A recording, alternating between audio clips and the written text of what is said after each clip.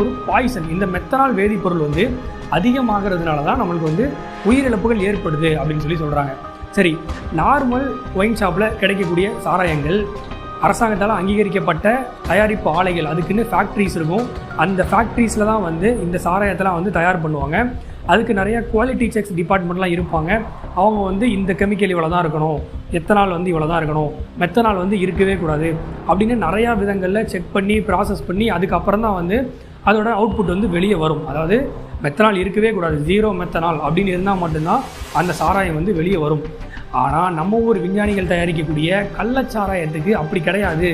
இந்த கள்ளச்சாராயத்தில் அவங்க போதையை ஏற்படுத்துறதுக்காக செயற்கையாக அந்த எத்தனால் உருவாக்குறதுக்காக அவங்க என்னெல்லாம் பண்ணுறாங்க அப்படின்னா, பழைய பேட்ரி, தீஞ்சு போன பேட்ரி, துருப்பிடிச்ச இரும்பு, பிளேடு, இந்த மாதிரி என்னென்ன பொருள் கிடைக்குதோ எல்லாத்தையுமே போட்டு ஹீட் ஆக்கி அதிலிருந்து வரக்கூடிய ஆவியை வந்து